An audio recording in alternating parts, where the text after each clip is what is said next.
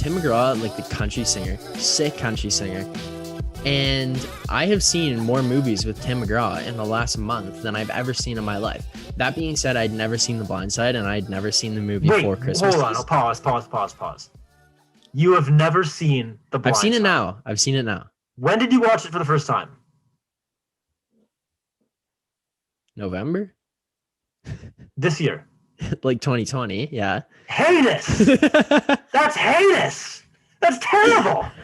You can't tell me you've never seen one of the best movies of all time. Have you seen Moneyball? Have you seen relax. Obviously, I've seen Moneyball. I've seen Moneyball like 800 times. The Blind Side's on par with Moneyball, like in terms of like it's one of those. I don't know who because they're based on books. Michael Lewis, I think, is the guy who makes all these books on like sports stories and stuff. And I think he did like The Big Short as well.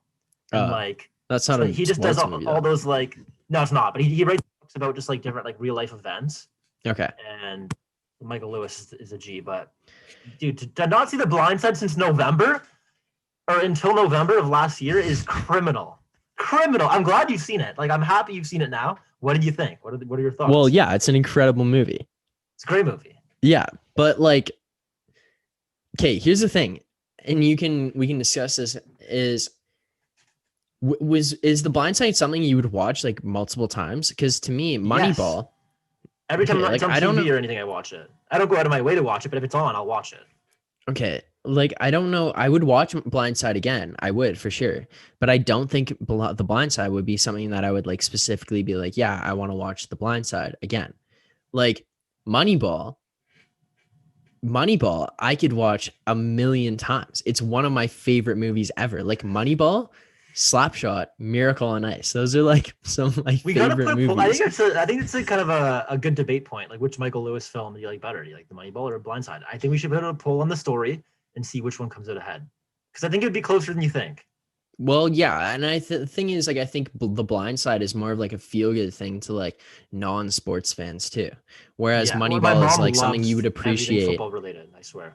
Oh, okay, true. So she's a big football movie gal, so she'll always watch The Blind Side. Okay, that's probably because I think like Moneyball is something that like if you love sports or like you're really into sports, like that's something that really like is intriguing to you. Obviously things didn't happen exactly as they happen in the movie. It's exaggerated for film, but the way that it goes down is so badass. Of just Brad Pitt, like his character, and like the way he's playing GM or like being. And Jonah GM, Hill is amazing. Jonah Hill, yeah. It's so funny. Like I think of the one scene where he just hires Jonah Hill from the Indians, and like he calls him and he's sitting there in his like living room and he's like, "Would you have drafted me in the first round?"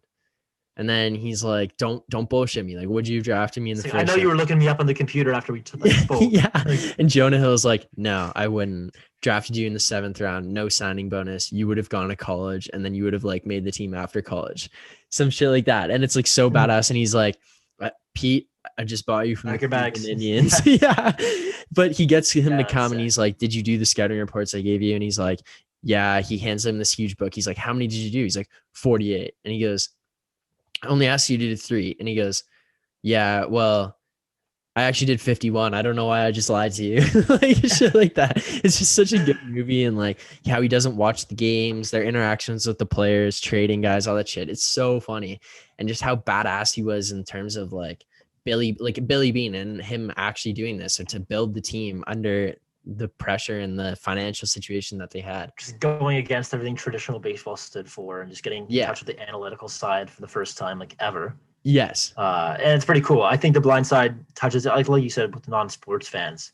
Kind of touches that more like pulls on the heartstrings. It pulls on the heartstrings. But I think it's so funny that Michael Orr, the real Michael Orr, hates the movie. Yeah. Hates it. Yeah. Can't stand it. He's like, he blames his like not bad career, because I'm pretty sure he's a Super Bowl champion, but like he blames his lack of success in the NFL to that movie. Oh, really? Yeah, the guy literally despises it. He despises it. He's like, yeah, like I was just the Blind Side guy. Like he could never escape that. Like that's what it was. It kind of detracted from like him as a player and him as like an actual. Okay, makes sense.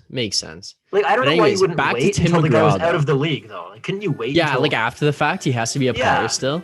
Yeah, like he's literally like, they made the movie like as it was happening. He was in his like maybe second year in the league or first year in the league, and they make the movie.